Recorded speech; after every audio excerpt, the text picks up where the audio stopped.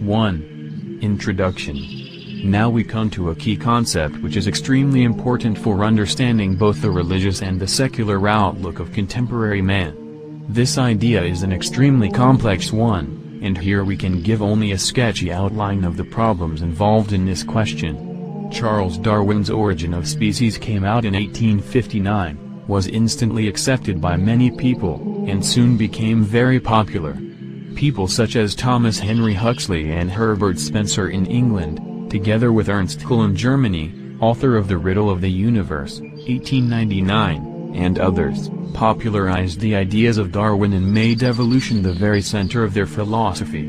It seems to explain everything. Of course, people like Nietzsche picked it up and used it for their so-called spiritual prophecies. Thus, the people who were in the main school of Western thought, which was rationalism carried as far as you can take it, accepted evolution. To the present day, one can say that evolution is a central dogma of advanced, under quotation marks, thinkers, of people who are in harmony with the times. From the very beginning, however, there were people who were arguing about this. In the time of Darwin, there was a Catholic thinker, St. George Jackson Mivart, author of On the Genesis of Species, 1871, who believed in evolution but not in Darwin's idea of natural selection, which reduced Darwin to despair because the latter discovered that his idea could not be proved. Especially in the last 10 to 30 years, there have come out many critical accounts of evolution from an objective point of view. As these works demonstrate, most of the books supporting evolution begin with certain premises and assumptions arising from the naturalistic outlook. Now there is even a society in San Diego called the Institute for Creation Research, which has come out with several good books. They themselves are religious, but they have several books which discuss evolution quite objectively, not at all from a religious standpoint. They say there are two models for understanding the universe, one is the evolution model, and another is the creation model. They take the evidence of the history of the Earth, for example the geological layers and so forth, and they try to see which model it fits. They have discovered that fewer adjustments have to be made if one follows the model of creation. If there was a God who created things in the beginning, and if the Earth is not billions of years old, but only some thousands of years old. The evolutionary model, on the other hand, requires a good many corrections. In this regard, it can be compared to the old model of the Ptolemaic universe, versus the Copernican model. Footnote: the Ptolemaic model held that the Sun and planets revolve around the Earth. It was replaced by the Copernican model, which holds that the Earth and planets revolve around the Sun. End of footnote. Like the Ptolemaic model, the evolutionary model is now proving quite cumbersome. Some members of this institute travel around to various universities. In the last year or two, they have held several debates before thousands of spectators at universities in Tennessee, Texas, etc. Interest has been quite high. Those defending evolution have not been able to give sound evidence in support of it and, in fact, on several points were caught on their ignorance of recent discoveries in paleontology. There are very sophisticated and knowledgeable people defending both points of view. Here we will not even discuss the question of atheistic evolution because it is obviously a philosophy of fools. Footnote: Psalm 13:1, the fool hath said in his heart there is no God. End of footnote. Of people who can believe, as Huxley said, that if you put a group of monkeys together with typewriters they will eventually give you the Encyclopedia Britannica, given enough time, if not millions then billions of years, according to the laws of chance. Someone calculated evolutionary theory according to the laws of chance and found that in fact such a thing would never happen. Anyone who can believe that, can believe anything. The more serious dispute is between theistic evolution, that God created the world and then it evolved, and the Christian point of view. Here we must say that the fundamentalist point of view is incorrect in many instances because the fundamentalists do not know how to interpret Scripture. They say, for example, that the book of Genesis must be understood literally, and one cannot do this. The Holy Fathers tell us which parts are literal and which parts are not. The first misunderstanding that must be cleared away before even discussing this question is one that causes many people to miss the point, and that is that we must distinguish between evolution and variation. Variation is the process by which people make various hybrids of peas, different breeds of cats, etc. After 50 years of experimentation, for example, they came up with a new breed of cat, a combination of Siamese and Persian, called the Himalayan cat, which has long hair like a Persian with the coloring of a Siamese. At first this had happened accidentally, but the cat was never able to reproduce itself purely, and only now after all these years of experimentation have they come up with a new breed which breeds true. Likewise, there are different breeds of dogs, different varieties of plants, and the very races of men are all quite different: Pygmies, Hottentots, Chinese, Northern Europeans, all different types of human beings who came from one ancestor. Therefore, the question of variation is one thing, and must be distinguished from evolution. Footnote. In his notes Father Seraphim writes, "The popular mind accepts mere variation as a proof of a much bigger question of evolution. We leave it to scientists to define the limits of change observable to them. By its grandiose conception, evolution as such cannot be proved by the small variations observable by science today. Let scientists define the limits of variation, and let them use the word and concept of evolution in explaining change, but let them abandon metaphysical schemes which strive to extrapolate small changes into an all-encompassing principle. If this latter is true, let it come naturally from the data without forcing an interpretation on facts." End of footnote. There are undoubtedly many variations within one kind of creature, but these variations never produce anything new, they only produce a different variety of dog or cat or being or people. In fact, this is more of a proof against evolution than for it, because no one has ever been able to come up with a new kind of creature. The different species, and this term is itself quite arbitrary, for the most part are not able to bear offspring with each other, and, in the few cases where they can, the offspring is not able to reproduce itself. Thus, Saint Ambrose of Milan says, "This is an example to you, O man, to stop meddling in the ways of God. God means for each creature to be separate." 2. Historical background. During the period of the Enlightenment, the worldview was quite stable. Just before this time, the Anglican Archbishop Usher of Armagh calculated all the years given in the Old Testament genealogies and came up with the idea that the world was created in the year of 4004 BC. Footnote. The Archbishop's finding was published in 1650 and was soon added as a marginal notation to the Book of Genesis in the Authorized Version of the Bible. His calculation was based on the Masoteric, Hebrew, text of the Old Testament.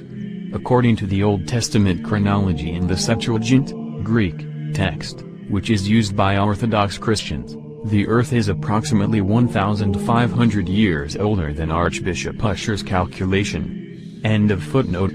Newton believed this, and the enlightened worldview was in favor of the idea that God created the world in 6 days and then left it to develop itself, and that all the species were just as we see them today. The scientists of that time accepted that. At the end of the period of enlightenment, however, as the revolutionary fever began to come on, this very stable worldview began to break down, and already some scientists were coming up with more radical theories. At the end of the 18th century, Erasmus Darwin, the grandfather of Charles Darwin, had already come up with the hypothesis that all of life comes from one primordial filament, which is exactly what is meant today by the theory of evolution. Footnote. Erasmus Darwin's book Zoonomia, in which he proposed theory, was published in 1794. End of footnote. His theory did not concern only one species or kind of creature, but proposed that a primordial blob or filament developed into all the different kinds of creatures by transmutations. Would it be too bold, he asked, to imagine that in the great length of time since the Earth began to exist, perhaps millions of ages before the history of mankind, would it be too bold to imagine that all warm-blooded animals have arisen from one filament? This new explanation of Erasmus Darwin was an attempt to continue the spirit of the Enlightenment as utter rationalism and simplicity. As rationalism entered deeper into the mind, it was simpler, he thought, to explain life as coming from a single living filament than to give more complicated explanation that God gave being all at once to all different kinds of creatures. Footnote: the term Darwinism was first applied to Erasmus Darwin's theories about evolution, which included natural selection. These theories contributed much to the ideas of his grandson Charles, although the latter never acknowledged the debt. End of footnote. There was one naturalist, Chevalier de Lamarck, author of Philosophie zoologique 1809, who had a definite evolutionary theory just after this, but he had the idea that the changes necessary to account for the evolving of one species into another were due to the inheritance of acquired characteristics. This could never be proved, and has in fact been quite disproved. Hence the idea of evolution did not take hold. There was, however, one important geologist at this period of the early 19th century who gave a great impetus towards the acceptance of this idea of evolution. This was Charles Lyell, who in 1830 came up with the theory of uniformitarianism, that is, that all we see in the earth today is due not to catastrophes, to a sudden flood or something similar, but rather to the fact that the processes of operating today have been operating in the past ages, from the beginning of the world, as far back as we can see. Therefore, if we look at the Grand Canyon, we see that the river has been eating away the canyon, and we can calculate, by taking into account how fast the water flows, how much water there is in it now, the quality of the soil and so on, how long it must have taken to wear away the canyon. Lyell thought that if we assume that these processes were always going on at the same rate, this being very rational and given to calculation, we can come up with a uniform explanation of things. In his book Principles of Geology, Lyell wrote, "No causes whatever have from the earliest time to which we can look back, to the present, ever acted but those now acting, and they have never acted with different degrees of energy from which they now exert." Of course, there is no proof of this. This is merely his hypothesis. Footnote: in 1831, a year after Lyell's Principles of Geology was published, Darwin read it during his voyage on the Beagle. After the voyage, Lyell became Darwin's mentor, and it is clear from Darwin's later statements that Lyell's ideas made him think of applying the principles of uniformitarianism to the past history of living creatures. In his private letters, Lyell made it clear that he was intent upon abolishing what he called mosaic geology, that is, interpreting the geologic strata in terms of the Genesis flood. Henry Morris writes, "It is worth noting that neither Darwin nor Lyell were trained as scientists in the modern sense. Darwin was an apostate divinity student whose only degree was in theology. Charles Lyell was trained as a lawyer, not as a geologist. The leading geologist of his day, Cuvier, Buckland, for example, believed in catastrophism, and many of the geologists of our own day are now returning to that view." Lyell must have known that the actual data of geology predominantly favored catastrophism, not uniformitarianism. Yet he dogmatically insisted on long ages and uniformity, sarcastically rejecting the biblical chronology in the process. Morris, The Long War Against God, page 162. Stephen Jay Gould, one of today's leading evolutionists, has actually accused Lyell of deception in his promotion of his system. Lyell relied upon true bits of cunning to establish his uniformitarian view as the only true geology. Lyell imposed his imagination upon the evidence. Gould, Ever Since Darwin, pages 50 to 149. End of footnote. This idea, together with the idea which was now gained in sympathy, that species evolve one into the other, led to another idea. If you put these two ideas together, you get the idea that most likely the world is not just a few thousand years old like Christians seem to say, but that it must be very many thousands or millions of years old, or even more. Thus arose the idea of the greater and greater age of the earth. But again, this belief, that the world must be very old, was only a presupposition, it was not proved. Already this idea was sinking into the minds of men when in 1859 Charles Darwin came out with his book propounding the idea of natural selection. Darwin's idea was opposed to that of Lamarck, who said that the giraffe evolved because a short-necked creature stretched its neck to eat the higher leaves. Its offspring had a neck an inch longer, the next one stretched a little more, and gradually it became what we know today as a giraffe. This is against all scientific laws, because such things do not happen. An acquired characteristic cannot be inherited. For example, when Chinese women had their feet bound, their daughters were always born with normal feet. Darwin, on the other hand, came up with the idea that there were perhaps two longer-necked creatures which survived because they had longer necks. They were joined together because all the rest died off due to adverse circumstances or disaster, and their offspring did have longer necks because a change had occurred within them, what scientists today call a mutation, under quotation marks. This might have been a chance thing at first, but once reproduction between two such creatures has taken place, it continues down through the ages. Of course, this is a guess because no one has observed such a thing happen. But this guess struck the consciousness of the people. They were like tinder, all ready for it, and this was the spark. The idea sounded so plausible, and the idea of evolution took hold not because it was proved. As a matter of fact, the speculations of Darwin were based almost entirely upon his observations, not of evolution, but of variation. When he was traveling in the Galapagos Islands, Darwin wondered why there were 13 different varieties of one kind of finch, and thought that it was because there was one original variety which had developed according to its environment.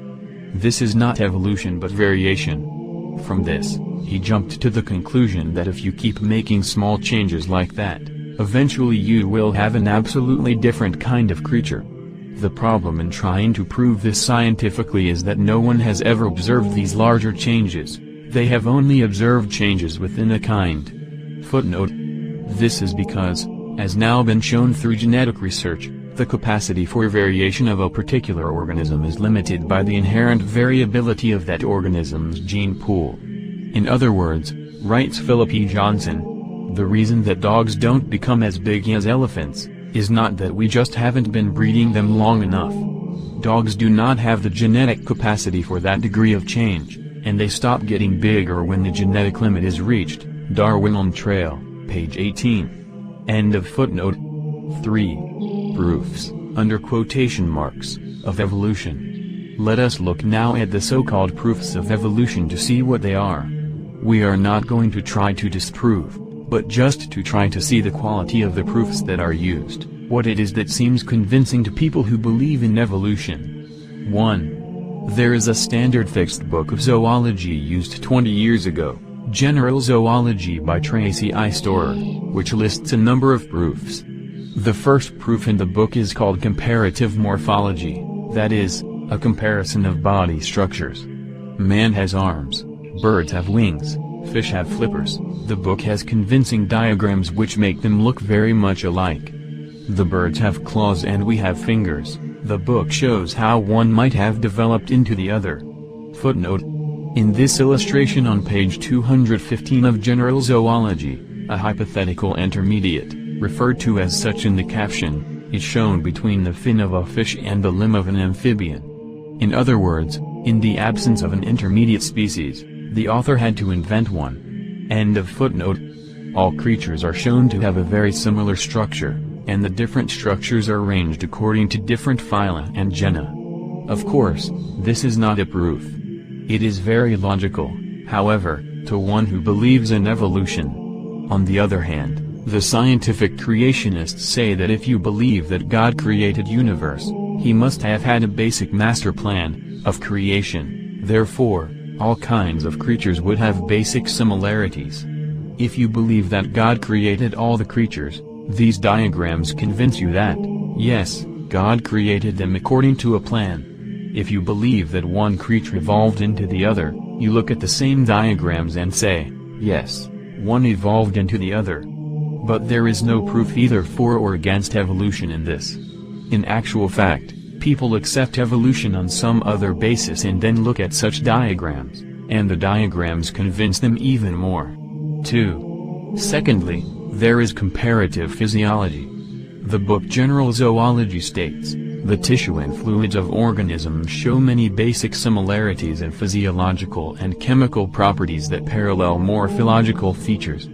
For example, from the hemoglobin in vertebrate blood, oxyhemoglobin crystals can be obtained. Their crystalline structure parallels that of vertebrate classification based on body structure. Those of each species are distinct, but all from a genus have some common characteristic. Furthermore, those of all birds have certain resemblances but differ from crystals obtained from blood of mammals or reptiles.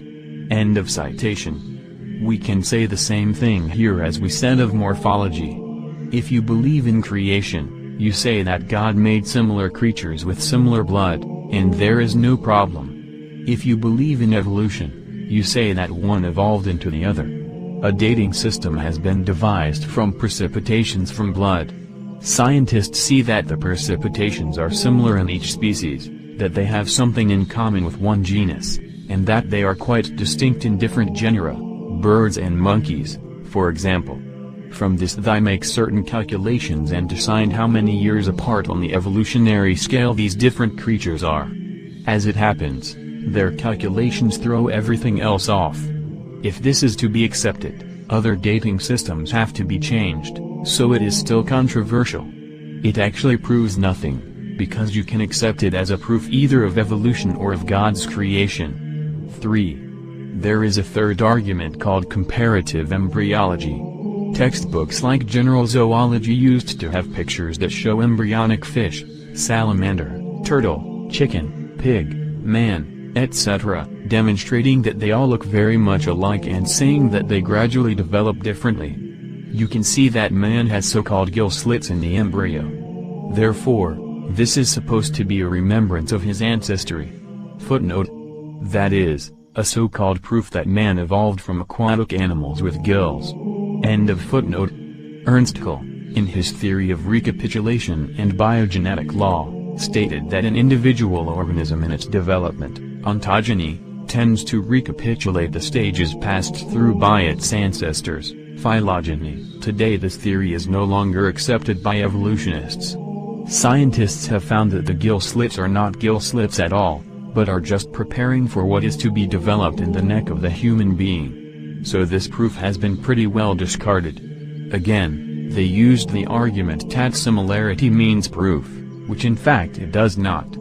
4. Another proof, which used to be more powerful than it is today, is that of vestigial organs. Evolutionists claim that there are certain organs, like the appendix in man, which seem to have no function now and therefore must be left over from a previous stage of evolution, when a monkey or another of man's ancestors used these organs. But more and more these vestigial organs are found to have a certain use. The appendix, for example, is found to have some kind of glandular function, so this argument is also losing weight. Footnote. Practically all the so-called vestigial organs, especially those in man, have been proved in recent years to have definite uses and not to be vestigial at all. At one time, evolutionists claimed there were about 180 such vestigial organs in man, but practically none are claimed now. Some of these were the thyroid gland, the thymus, the coccyx, the pineal gland, the ear muscles, the tonsils and the appendix. All of these are now known to have useful, and often essential functions. Henry Morris, Scientific Creationism, page 76. For a detailed treatment of this subject, see book Vestigial Organs Are Fully Functional by Dr. Jerry Bergman and Dr. George Howe. End of footnote. And just because we do not know what a certain organ does, this does not mean that it is left over from some lower form of life. 5. Then there are the arguments from paleontology, the study of fossils. Of course, the first seemingly convincing proof is the geological strata, as, for example, in the Grand Canyon, where you see all kinds of strata, and the lower you get the more primitive the creatures there seem to be. Scientists date the strata by what kind of creatures are found in them. In the 19th century they discovered these strata and determined which were older and which were younger, and now they have rather elaborate system by which to tell which strata are older and which are younger. Footnote. The geological column scheme devised by evolutionists, with dates assigned to each stratum, is nowhere to be found in nature as a complete set of sediments of standard thickness. It is an imaginary structure that has been synthesized from comparing a stratum of rock in one part of the world with a similar-looking stratum in another part of the world. See Richard Milton, Shattering the Myths of Darwinism, chapters 3 and 7. End of footnote. However, the whole dating system is rather circular, since often these strata are upside down according to the evolutionary model. Footnote. The Encyclopaedia Britannica 11th edition admits that in some fields all the strata are exactly upside down, that is, primitive creatures are found at a higher level than more highly evolved ones. End of footnote. They have to make certain readjustments. Just like the Ptolemaic system needed certain adjustments, epicycles had to be devised, because the planets were not going around the Earth uniformly. In the same way, evolutionists must make adjustments when they find that, according to evolutionary theory, the strata are upside down. They have to date them by fossils in them. But how do they know that the fossils in them are in the right order? They know because somewhere else the fossils were in the right, under quotation marks, order according to the evolutionist model, and they got the system from that. If you look at it closely, you see that it is a circular system. One has to have faith that this actually corresponds to reality. There are a number of flaws in this. For one thing, the creatures appear quite suddenly in each strata, with no intermediary types leading up to them. Besides this, as research continues, they are finding animals in the strata which are not supposed to be where they are. For example, now in the Precambrian level they are finding squids-like creatures, Tribraidia, and all kinds of quite complex animals like that, which should not be there because they supposedly did not evolve until some 100 million years later. Either you have to change your idea of the evolution of such creatures, or you have to say that these were exceptions. In general, there is no proof that these strata were laid down over millions of years. Footnote. The uniformitarian assumption that the strata were laid down gradually over millions of years is not borne out by evidence. Modern geological processes show that nowhere today are the rocks being formed anything like those in the existing strata. This points to a catastrophic origin of the strata. See Richard Milton, Shattering the Myths of Darwinism, pages 72 to 79, and Henry Morris, Scientific Creationism, pages 11 to 101. End of footnote. The creationists who talk about the flood of Noah say that it is equally conceivable that the flood caused exactly the same thing. The simpler marine animals on the sea bottoms would generally be first to be buried, followed by the fish and other organisms living nearer the ocean surface. The more advanced animals, including man, would be going on higher ground trying to get away from the flood. There would be few remnants of man because man would be trying to get on ships and other things to get away. Footnote. Dr. Henry Morris says further, the fact that, although this order is generally to be expected, it is found to have many exceptions, both in terms of omissions and inversions, is also certainly to be expected in terms of deluge events but is extremely difficult to account for logically in terms of evolution and uniformity. The Genesis Flood, page 276. Dr. David M. Ropp, curator of geology at Chicago's Field Museum of Natural History, which houses the world's largest collection of fossils, has made extensive studies of these fossil sequences and has come to the following conclusion: in the years after Darwin, his advocates hoped to find predictable progressions. In general, these have not been found, yet the optimism has died hard, and some pure fantasy has crept into the textbooks. Dr. Ropp, who is considered the world's greatest living paleontologist, is an evolutionist, but he acknowledges that one could fit just about any theory one likes to the fossil record. He says that the fossils could just as well have been deposited stochastically, randomly, as far as any order is concerned. David Ropp, Probabilistic Models in Evolutionary Paleobiology, American Scientist, January-February 1977, page 57. He even notes the ironic implications of this for creationists. One of the ironies of the evolution-creation debate is that the creationists have accepted the mistaken notion that the fossil record shows a detailed and orderly progression, and they have gone to great lengths to accommodate this fact. under quotation marks, in their flood geology. David Raup, Evolution and the Fossil Record, Science, July 17, 1981, page 289. In other words, writes Dr. Henry Morris, Raup is saying that flood geologists need not bother to work out a flood model for the order of the fossils, since there isn't any order to accommodate. The Biblical Basis for Modern Science, page 363. End of footnote. Moreover, there are only very particular conditions which cause a fossil to be left at all. A creature has to be buried suddenly in a certain kind of mud which allows it to be preserved. Footnote. That is to prevent decay by bacteria or assault by predators. Furthermore, this sediment must be of considerable depth to prevent the remains from being dispersed by natural processes. Richard Milton points out, today there are no known fossiliferous rocks forming anywhere in the world. There is no shortage of organic remains, no lack of quiet sedimentary marine environments. Indeed, there are the bones and shells of millions of creatures available on land and sea. But nowhere are these becoming slowly buried in sediments and lithified. They are simply being eroded by wind, tide, weather, and predators, shattering the myths of Darwinism. Page 78. This indicates that the existing fossils were formed as a result of a great catastrophe. See Henry Morris, Scientific Creationism, pages 97 to 101. End of footnote. The whole idea of the gradualness of these phenomena is being called more and more into question. There is now proof that oil and coal and such things can be made in an extremely short time, in a matter of days or weeks. Footnote.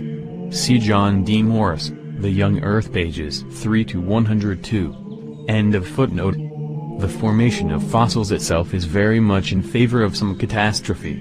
In the realm of paleontology, the most important argument against evolution is that it is hard to say that there has ever been found a single thing which can be called an intermediary species. In fact, Darwin was extremely worried about this. He wrote, "The number of intermediate varieties, which have formerly existed, must be truly enormous. Why then is not every geological formation and every stratum full of such intermediate links? Geology assuredly does not reveal any such finely graduated organic chain, and this, perhaps, is the most obvious and serious objection which can be urged against the theory. The explanation lies, as I believe, in the extreme imperfection of the geological record." End of citation. Today's scientists say that the fossil record is extremely abundant. There are more fossil species known than living species. Still, there have not been found more than a couple which might be interpreted as somehow being an intermediary species. They will tell you about the pterodactyl, a reptile with wings, and say that this reptile is becoming a bird. But why can't you simply say this is a reptile with wings? Footnote. The animal that evolutionists most often cite as a reptile to bird transition is actually not the pterodactyl but the Archaeopteryx. Philip E. Johnson calls the Archaeopteryx an odd variant, like the contemporary duck-billed platypus. Darwin on Trail, page 80. Henry Morris points out that it is a mosaic form which possessed no transitional structures. The Biblical Basis of Modern Science, page 341, and even the evolutionists Stephen Jay Gould and Niles Eldred acknowledge that curious mosaics like Archaeopteryx do not count as smooth intermediates in the fossil record. Paleobiology, Volume 3, Spring 1977, page 147. Michael Denton notes that there is no question that this archaic bird is not led up by a series of transitional forms from an ordinary terrestrial reptile through a number of gliding types with increasingly developed feathers until the avian condition is reached. Evolution, A Theory in Crisis, page 176. End of footnote. There are certain fossils called index fossils which, when seen in a certain stratum, determine that that stratum cannot be any older or younger than a certain date because that animal supposedly became extinct at a certain period. They found a fish. Footnote. The coelacanth, which was discovered in 1938 off the coast of Madagascar. The coelacanth was thought to be closely related to the immediate ancestors of the amphibians. When it was dissected, however, Its internal organs showed no signs of being predapted for a land environment and gave no indication of how it might be possible for a fish to become an amphibian. Johnson, Darwin on Trail pages 76-77, see also Denton, pages 157 and 179. End of footnote. They found a fish swimming around in the ocean which was supposed to be extinct 70 million years ago. Footnote. That is, at about the same time that dinosaurs were supposed to have become extinct. End of footnote. Because it was thought to be an index fossil, it threw off the whole thing, and that particular layer which was dated according to this extinct fish was no longer correct. Footnote. There are many other organisms whose fossils had been found only in strata thought to be hundreds of millions of years old, and which were thus used as index fossils, until they were found still living in modern times. For a partial list of these organisms, see Scientific Creationism pages 88 and 89. End of footnote. Why is it that certain species evolve and others stay the same as they were? There are many species found in the ancient strata which are exactly the same as currently living species.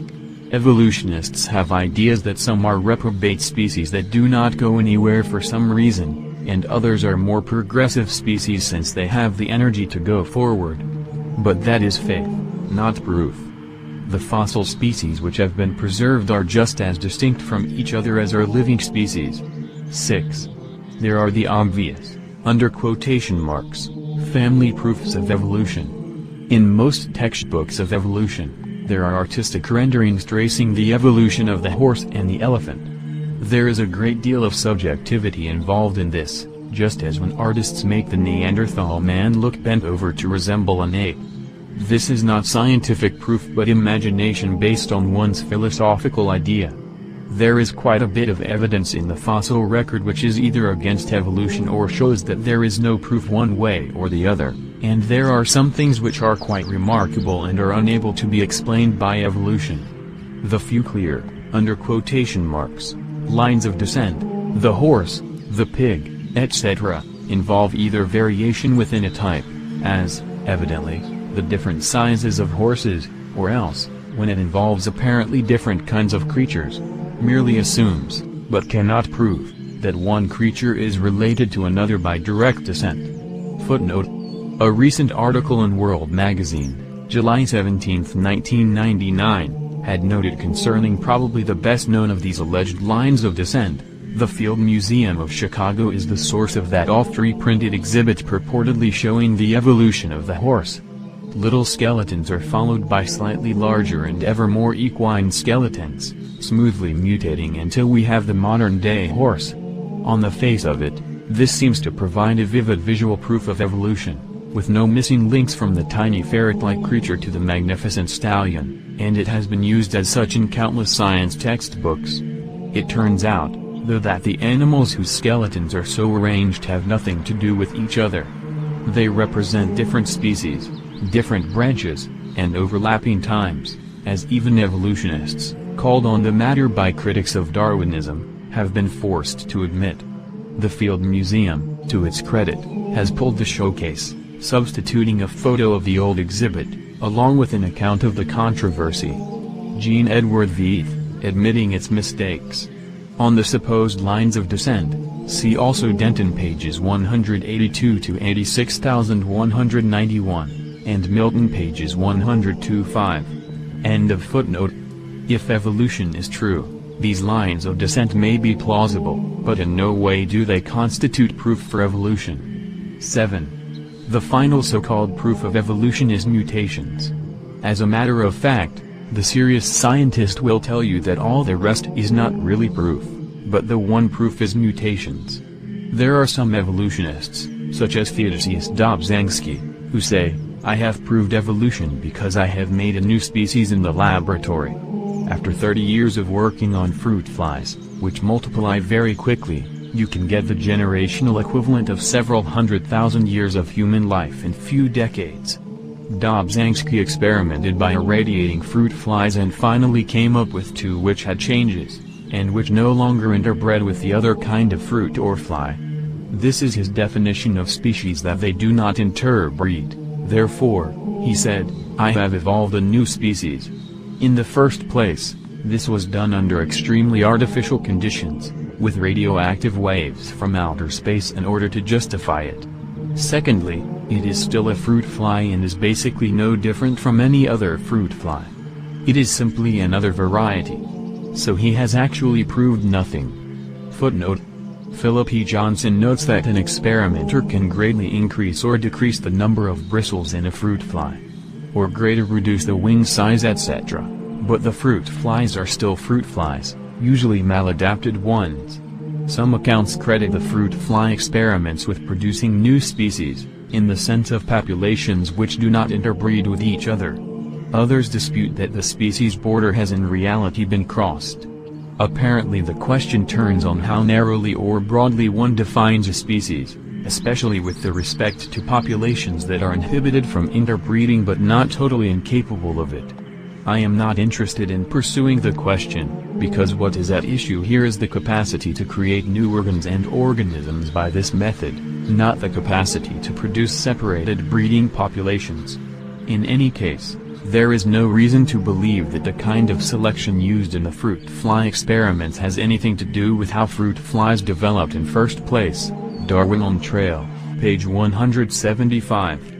For a summary of different definitions of species proposed by evolutionists, see above, page 134. End of footnote. Furthermore, mutations are 99% harmful. All experiments, including those by evolutionists who have worked on them for many decades, have proved unsuccessful in showing any real change from one kind of creature to another, even the most primitive kind that reproduces itself every 10 days. If anything, the evidence in that sphere is for the fixity of species.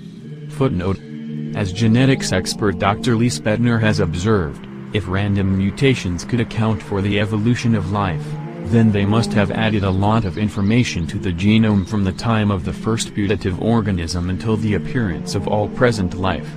If this vast amount of information was built up by an accumulation of a long series of random mutations and natural selection, then each of these many billions of mutations must have, on average, added some information. Yet after all the molecular studies that have been done on mutations, not a single one has been found that adds any genetic information. They all lose information. See Dr. Spedner's authoritative refutation of evolution, not by chance. End of footnote. But in the end, we have to say that there is no conclusive scientific proof for evolution. And likewise there is no conclusive proof against evolution, because even though it might not seem too logical or too plausible according to the evidence, still there is no proof that given a billion or trillion of years a monkey might not be produced from an amoeba. Who knows?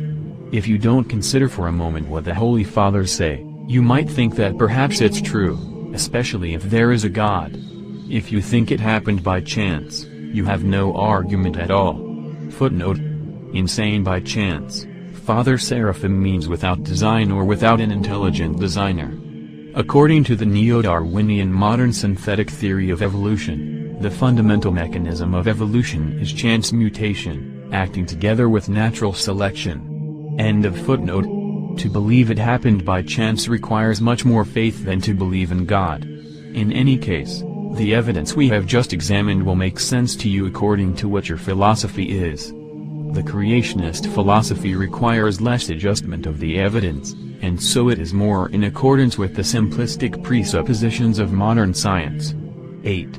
There is one more thing that has been used as a kind of proof of evolution, and that is radiometric dating. Radiocarbon, potassium argon, uranium decay, and so on. Footnote: The uranium decay system is the first radiometric method used historically, the method against which others have been calibrated, and the main support for the widely accepted idea that the Earth is 4.6 billion years old. End of footnote. These were all discovered in the present century, some of them just recently. Evolutionists say these systems prove the world is really very old. One textbook says they have brought about a revolution in dating, because before we had only relative ideas of age and now we have absolute idea. One can test a certain rock according to the potassium-argon system and come up with the idea that the rock is 2 billion years old, They allow a margin of error of about 10%. The fact of the matter is that the great age of the Earth was supposedly already known, under quotation marks, by scientists long before these dating systems were developed. From their inception, the dating systems were based on unproven uniformitarian presuppositions of Charles Lyell, that the world was many millions if not billions of years old. As William B. and Barry writes in his book Growth of a Prehistoric Timescale, evolution thus is the very basis of the geologic timescale, although the scale itself was erected before Darwin and Wallace presented their system of natural selection to the scientific world. End of citation. It is all dependent on your philosophy. The radiometric dating systems work only if you already know that the world is millions of years old. Footnote. It must be remembered that, scientifically speaking, no one has proof for any dates prior to the beginning of written records. About 4,000 to 6,000 years ago, at most. Dates prior to the beginning of history must necessarily be based on the assumption of uniformitarianism. Henry Morris, Scientific Creationism, page 150. End of footnote. Thus, they are not really revolutionary in dating. They simply fit into an already accepted view. If this new dating systems had said that the world was only 5,000 years old, instead of 3 billion, scientists would not have accepted them so easily. Note. As Richard Milton observes, science has proposed many methods of geochronometry, measuring the Earth's age, all of which are subject to some uncertainties. For example, efflux of helium into the atmosphere, influx of salt to the ocean, etc. But of these many methods, only one technique, that of the radioactive decay of uranium and similar elements, yields an age for the Earth of billions of years. And it is this one method that has been enthusiastically promoted by Darwinists and uniformitarian geologists, while all other methods have been neglected, shattering the myths of Darwinism, page 38. End of footnote. The geological column and approximate ages of all the fossil-bearing strata were also worked out according to evolutionary theory, long before radiometric dating was ever heard of. Footnote. For example, in the 19th century, Charles Lyell attempted to date the end of the Cretaceous period by reference to how long he thought it would have taken the shellfish, whose fossils are found in later beds, to have evolved into their modern descendants. Lyell estimated that the Cretaceous ended 80 million years ago, not far from today's accepted figure of 65 million, shattering the myths of Darwinism, page 22. End of footnote. Any objective scientific book on the subject will tell you that the only way we can give absolute numbers of years to the different strata is by accepting the theory of evolution. Index fossils, under quotation marks, are used as the ultimate indication of the age of the strata, and the age of the index fossils is determined by evolutionary assumptions about them. Footnote. When different radiometric tests of a rock, performed according to one or more radiometric procedures, come up with discordant ages, as frequently happens, evolutionists will decide upon an age that accords with their ideas of evolutionary stages of index fossils, under quotation marks, found in the same bed. As Dr. John D. Morse puts it, once again, the fossils date the rocks, and the fossils are dated by evolution. One famous case of this was the dating controversy over the KNMER 1470 skull discovered by Richard Leakey, which is discussed in Appendix 4. See also Lubino, Bones of Contention, pages 247 to 288, and Milton, pages 53 to 56. End of footnote. As the American Journal of Science states, the only chronometric scale applicable in geologic history for the stratigraphic classification of rocks and for dating geologic events exactly is furnished by the fossils. Owing to the irreversibility of evolution, they offer an unambiguous time scale for relative age determinations and for worldwide correlation of rocks. Footnote. Likewise, W. M. Lasser of the University of Maryland writes, as is well known, the order of the geological strata is fixed entirely by means of fossils. Thus, the geological method presumes the existence in these periods of living beings of gradually increasing complexity. Encyclopaedia Britannica 1973, Volume 7, page 850. J. E. O'Rourke, writing in the American Journal of Science, January 1976, page 53, states, "The intelligent layman has long suspected circular reasoning in the use of rocks to date fossils and fossils to date rocks.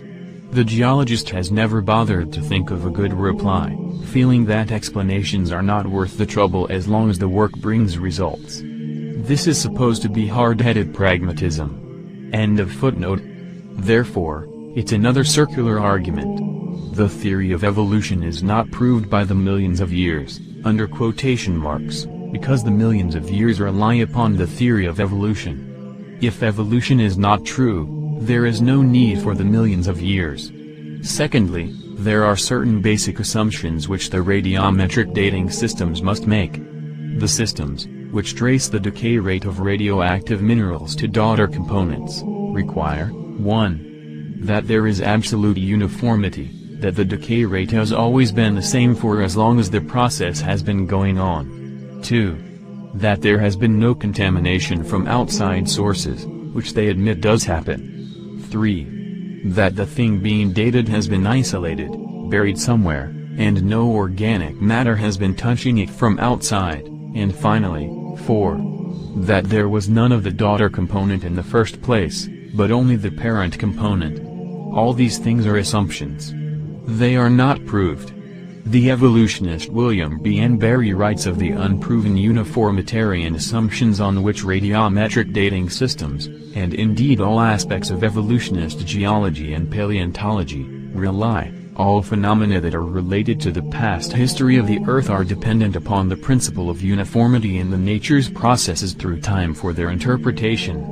Everything from interpreting shells preserved in rocks as remains of once living organisms to ascertaining the passage of time by using decay rates of unstable isotopes such as potassium-40 and carbon-14 depends on this principle. For example, the carbon-14 method depends on this principle as expressed in the assumptions that cosmic radiation has been of the same intensity for at least the last 35,000 years, the length of time for which this method is most effective, and that the decay rate of carbon-14 has always been the same as it is now. Obviously, without a principle of uniformity in natural processes, age determinations based on carbon-14 decay could not even be considered. End of citation. Many people, even among non-evolutionists, will admit that carbon-14 is the most reliable of all the dating systems. Even the scientific creationists admit that it has a fair accuracy back perhaps 3,000 years, although with considerable scatter and uncertainty. Footnote: Henry M. Morris, Scientific Creationism, page 162. The reasons why radiocarbon dating has some accuracy up to 3,000 years ago, but not before, are explained on pages 164–67. See also John D. Morris, The Young Earth, pages 64–67. End of footnote. It has been tested on certain articles whose age has been determined, and it has proved to be not too far off in many cases. But beyond 2,000 or 3,000 years it becomes extremely dubious. Even those who are adherents to this system admit that, because the half-life of carbon-14 is 5,600 years or so, it cannot be accurate beyond 25,000 or 35,000 years at the most. The other systems, such as potassium-argon, uranium decay, etc., claim to measure a half-life of 1.3 and 4.5 billion years respectively, and therefore when they talk about proving the age of old rocks they are using these systems. The carbon-14 system is used only on organic matter, and potassium-argon and uranium systems are used on rocks. Footnote: radioisotope methods cannot be applied to fossils themselves nor to the sedimentary rock containing the fossils, but only to igneous rocks which may lie above or below the fossil-bearing stratum. End of footnote. The same things are true for the latter as they are for the former. There must be uniformity throughout the billions of years, and no contamination from outside. In the potassium-argon method, for example, you must assume that it was all potassium-40 in the beginning before it decayed to argon-40, and all these things you have to take on faith. Footnote: this is a big assumption. Argon-40 is a very common isotope in the atmosphere and the rocks of the Earth's crust. Indeed, argon is the 12th most abundant chemical element on Earth, and more than 99% of it is argon-40. There is no physical or chemical way to tell whether any given sample of argon-40 is the residue of radioactive decay or was present in the rocks when they were formed. Milton, page 47. The argon-40 was present in potassium minerals at the time of their formation as evidenced by the spectacularly erroneous date which the potassium-argon method gives to recently formed rocks of known age. End of footnote.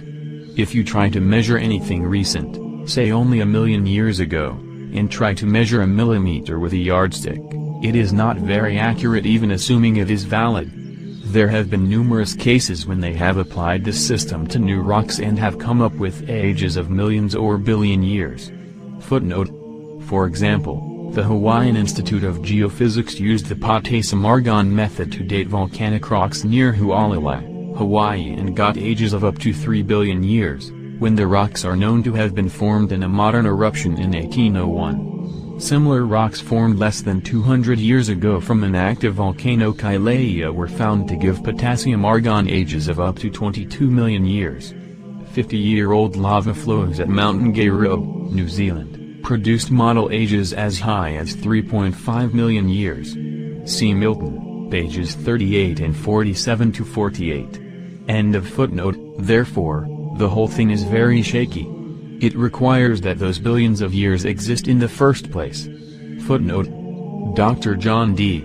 Morris explains that radiometric dating, in this case uranium decay method, is based on the assumption that the Earth is at least old enough for the present amount of radiogenic lead, that is daughter component, in a specimen to have been produced by present rates of uranium decay.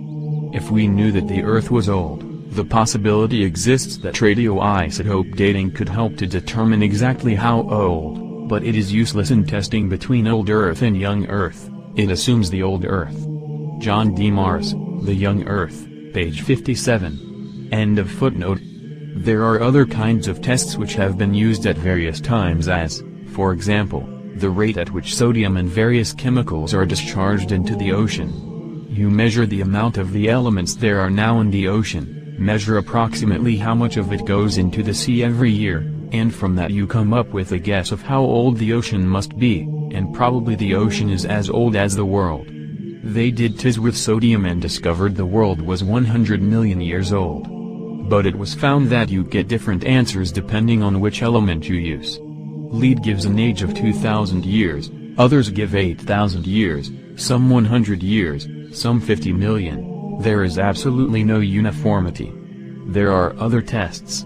For example, a test was done based on the rate at which helium-4 is entering the atmosphere through the corona of the Sun. This indicated that the atmosphere of the Earth is but several thousand years old.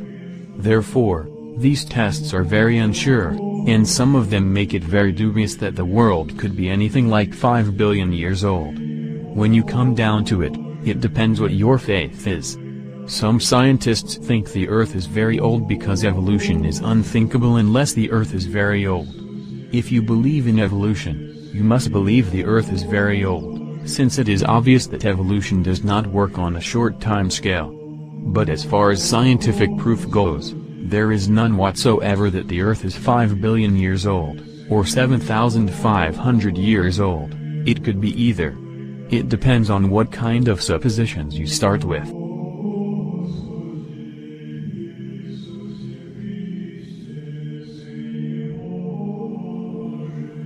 4.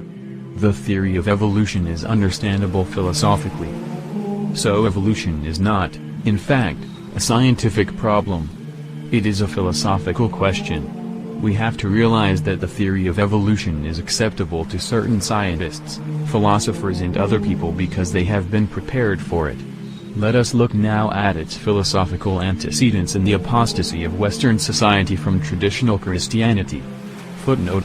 Some of the following discussion in this section has been taken from previous lectures of Father Seraphim's survival course. End of footnote.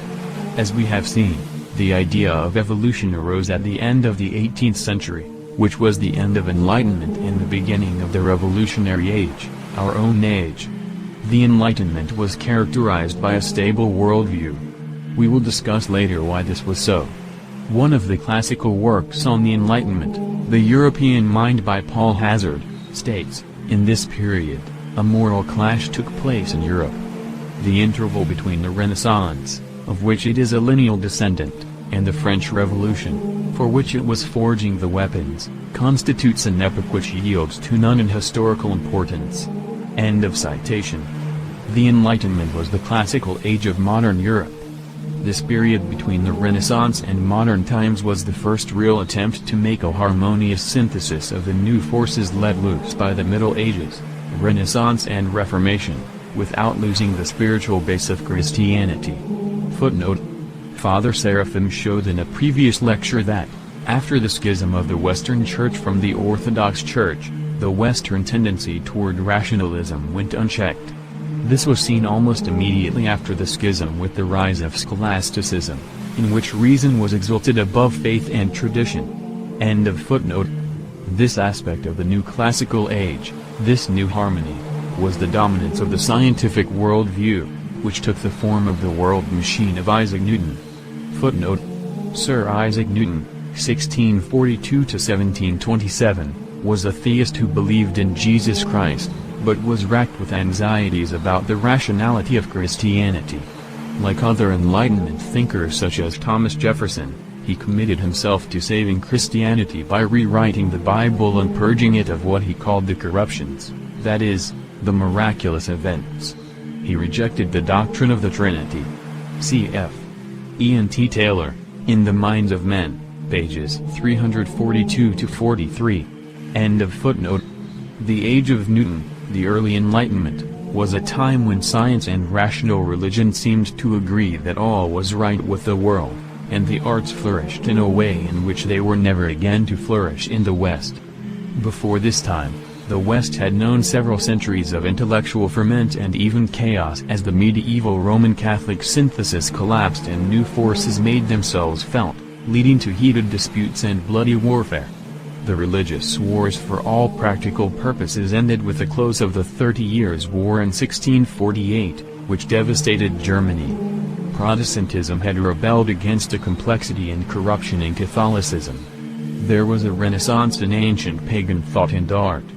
And New Humanism had discovered the natural man, which pushed the idea of God even more into the background, and more significant for the future, science replaced theology as the standard of knowledge, and study of nature and its laws came to seem the most important intellectual pursuit.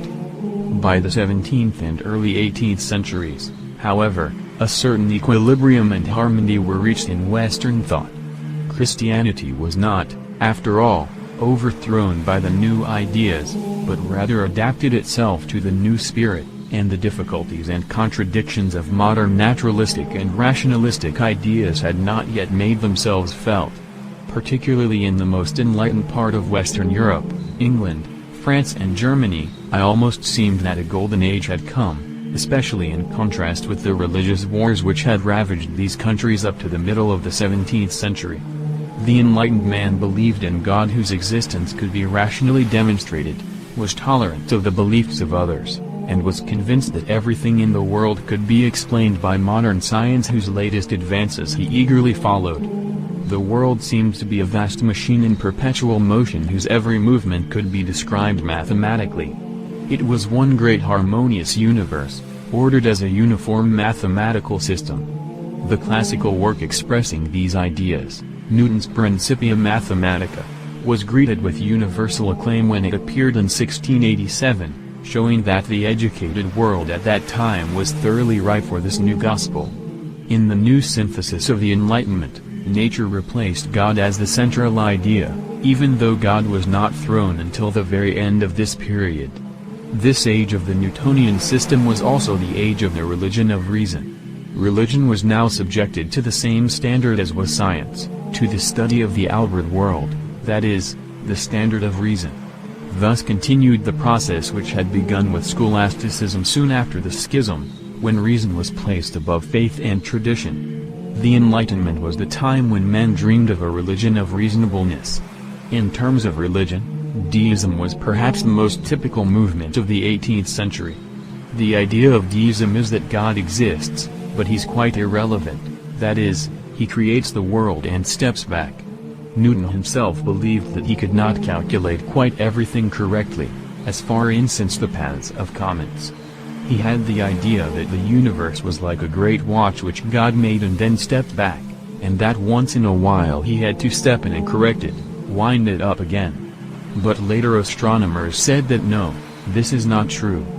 One can actually have a unified theory which explains everything including all irregular movements, and so God is necessary only at the beginning. God becomes extremely vague. Thus miracles and prophecy began to be called into question, and many writers already began to say that they were just superstition. In this the French became more radical than the English. Looking at the Enlightenment worldview, one can see what a harmonious idea it appeared to be, of nature ruling over everything, the mysteries of nature being discovered, God still being in heaven, although not doing much, and scientific knowledge progressing over the whole world. This brings us to the second main aspect of the Enlightenment, which was a faith in human progress. In his book, The Making of the Modern Mind, J. H. Randall, Jr. writes, "It was from the spread of reason and science among individual men that the great apostles of the Enlightenment hoped to bring about the ideal society of mankind. And from there they hoped for a veritable millennium. From the beginning of the 18th century onward there arose one increasing plan of progress through education. Locke, Helvetius, and Bentham laid the foundations for this generous dream.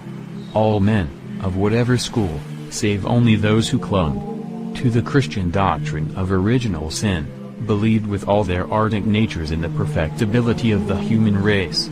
At last mankind held in its own hands the key to its destiny. It could make the future almost what it would. By destroying the foolish errors of the past and returning to a rational cultivation of nature, there were scarcely any limits to human welfare that might not be transcended. It is difficult for us to realize how recent a thing is this faith in human progress. The ancient world seems to have had no conception of it. Greeks and Romans looked back rather to the Golden Age from which man had degenerated. The Middle Ages, of course, could brook no such thought. The Renaissance, which actually accomplished so much, could not imagine that man could ever rise again to the level of glorious antiquity. Its thoughts were all on the past. Only with the growth of science in the 17th century could men dare to cherish such an overweening ambition. All the scientists, from Descartes down, despised the ancients and carried the day for the faith in progress. End of citation. Why did the Enlightenment worldview collapse? Its philosophy now seems hopelessly naive, its art a golden age impossible to revive. There are several causes, and they all overlap each other. The most fundamental cause is the critical approach of the very rationalism upon which the whole Enlightenment worldview was based.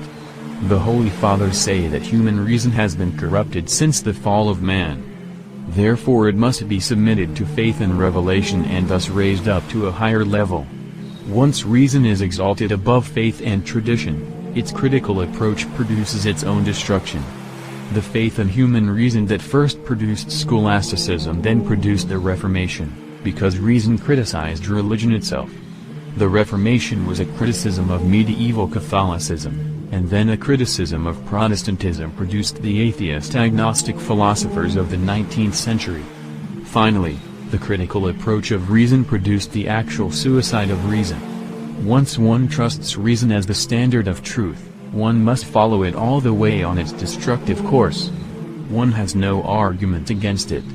Since the Middle Ages, rationalism had reduced the sphere of knowledge as it criticized every tradition and the reality of the spiritual world, everything except the outward world.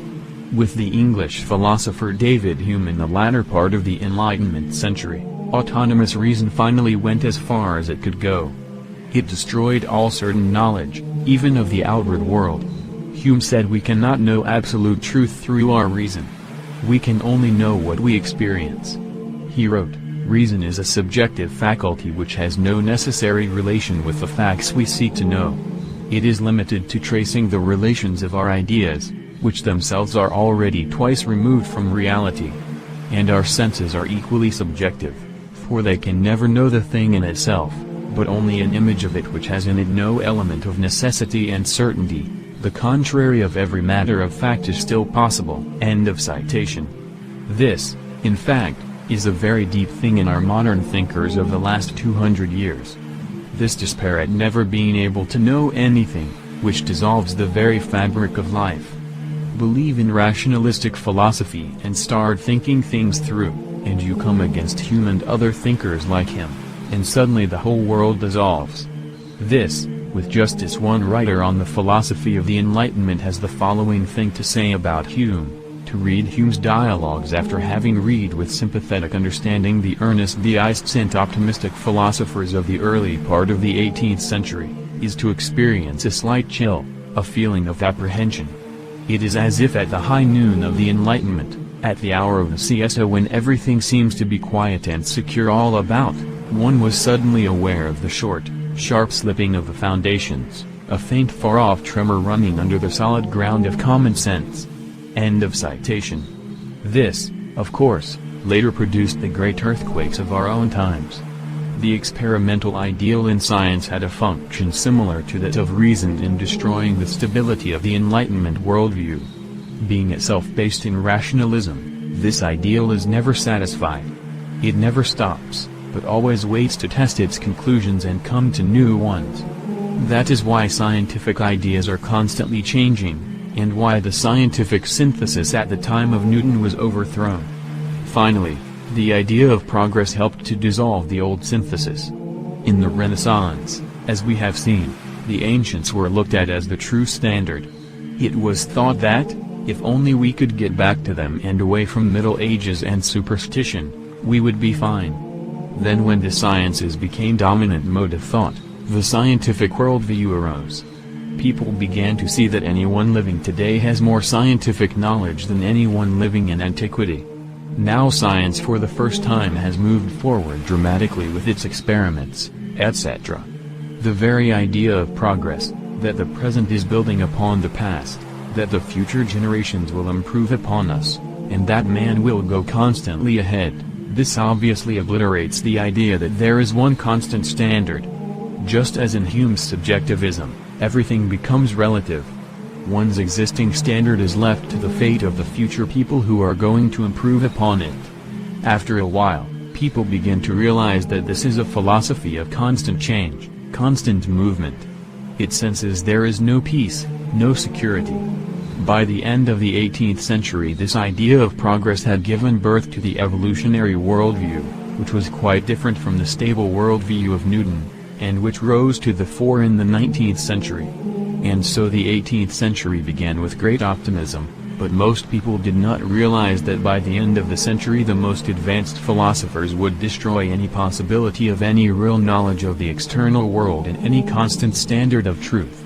It takes time for deep ideas like that to filter down to the people, but when they do, they produce disastrous effects.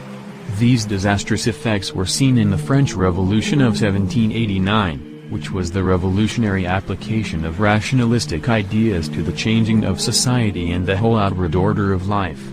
The end of the 18th century brought with it the end of the old order, the end of an age of stability when human institutions and art and culture were based on at least remnant of Christianity and Christian feeling. The outbreak of the French Revolution coincided with the end of Christian civilization. Before 1789 it was still the old regime, after that, it was the age of revolution of our times. In view of all this, the theory of evolution is understandable philosophically. It arose out of a search for a scientific law of progress to justify the modern revolutionary advance. The theory of evolution was first proposed by Charles Darwin's grandfather Erasmus in 1794, only 5 years after the French Revolution. Footnote: many of Erasmus Darwin's friends and associates were sympathizers with the French revolutionaries. Erasmus was a founder of the Lunar Society, which included these revolutionary sympathizers, and whose membership overlapped that of the Revolutionary Society led by the radical Earl Stanhope. Erasmus especially admired Rousseau, the chief philosopher of the Revolution. He was also a Freemason, as was his son, Charles Darwin's father. End of footnote. J. H. Randall Jr., who is himself an evolutionist, is sophisticated enough to admit that the theory of evolution is a faith, not proven fact. At present, biologists admit that we do not, strictly speaking, know anything about the causes of the origins of new species. We must fall back upon the scientific faith that they occur because of chemical changes in the germplasm. Footnote. A similar statement was made by a leading British evolutionary biologist, Professor L. Harrison Matthews, in foreword to a 1971 edition of Darwin's Origin of Species. The fact of evolution is the backbone of biology, and biology is thus in the peculiar position of being a science founded on an unproven theory. Is it then a science or a faith? Belief in evolution is thus exactly parallel to the belief in special creation. Both are concepts which believers know to be true, but neither, up to the present, has been capable of proof. End of footnote. Evolutionists must fall back upon this faith because, as they say, anything else is unthinkable, the anything else being that God created the world 7,000 or 8,000 years ago. Randall continues, describing the effect of evolution on the world. In spite of these difficulties, the beliefs of men today have become thoroughly permeated with the concept of evolution. The great underlying notions and concepts that meant so much to the 18th century, nature and reason and utility, have largely given way to a new set better expressing the ultimate intellectual ideas of the growing world. Many social factors conspired to popularize the idea of development and its corollaries. Perhaps the fundamental emphasis brought by evolution into men's minds has been upon the detailed casual analysis of the specific processes of change. Instead of seeking to discover the end or purpose of the world, process as a whole, or to discern the ultimate cause or ground of all existent things, the fundamental task of earlier science and philosophy, men have come to examine just what the process is and just what it does in its parts. They have rejected the contemplation of a fixed and static structure of truth, with a big T, and adopted instead the aim of investigating all the little truths which experimentation can reveal. Not that the truth, with a big T, which is source of all truths, with a little t, lifting man's soul above all human experiences to the realm of the eternal. But the patient, tireless, and endless search after an infinity of finite truths, with a little t, in our experience. This is the present-day goal of all scientific and philosophical endeavor. End of citation. Randall mentions how the changing human institutions, the different ideas of morality, etc., enforce one's faith in evolution. The conception of man as an organism reacting to and acting upon a complex environment is now basic. Footnote. This is the basic tenet of the evolutionary worldview and the revolutionary age regarding human nature. It is built into the scientific philosophy of Darwinism and the political philosophy of Darwin's admirer Karl Marx, and it is common to all totalitarian and utopian schemes deriving from these two, including modern liberalism and radical feminism. Judge Robert H. Bork, in his book, Slouching Towards Gomorrah, Modern Liberalism and American Decline, puts this evolutionary tenet succinctly as follows: human nature is infinitely malleable so that a new, better, and perhaps perfect human nature can be produced by the rearrangement of social institutions. Feminist Shearhite, in the Haidt Report on the Family, expressed this belief when she said, "There is no such thing as a fixed human nature. Rather, it is a psychological structure that is carefully implanted in our minds as we learn the love and power equations of the family, for life. Fortunately, the family is a human institution, humans made it and humans can change it." End of footnote. All ideas and institutions are today thought of as primarily social products, functioning in social groups and springing from the necessity of effecting some kind of adaptation between human nature and its environment. All the fields of human interest today have undergone this general sociologizing and psychologizing tendency. The example of religion and theology will be a sufficient illustration.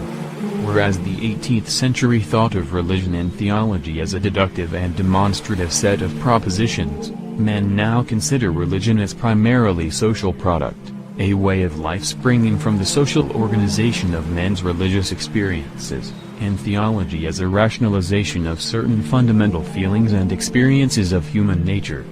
We no longer prove the existence of God, we talk of the meaning of God in human experience. We no longer demonstrate the future life, we investigate the effect of the belief in immortality upon human conduct. End of citation. We see very clearly that this is the next stage beyond Hume, who destroyed all these things. You can no longer believe in those old ideas. This is the next stage, and it has nothing to do with the scientific discovery of evolution, it is simply what is in the air. Once reason continues its march, it will end in its own suicide. Randall continues, evolution has introduced a whole new scale of values. Where for 18th century the ideal was the rational, the natural, even the primitive and unspoiled, for us the desirable is identified rather with the latter end of the process of development, and our terms of praise are modern, up-to-date, advanced, progressive. Just as much as the Enlightenment we tend to identify what we approve with nature, but for us it is not the rational order of nature, but the culmination of an evolutionary process, which we take for our leverage in existence. The 18th century could think of nothing worse to call a man than an unnatural enthusiast. We prefer to dub him an antiquated and outgrown fossil. That age believed a theory if it were called rational, useful and natural. We favor it if it is most recent development. We had rather be modernists and progressives than sound reasoners. It is perhaps an open question if in our new scale of values we have not lost as much as we gained. The idea of evolution, as it has finally come to be understood, has reinforced the humanistic and naturalistic attitude. End of citation.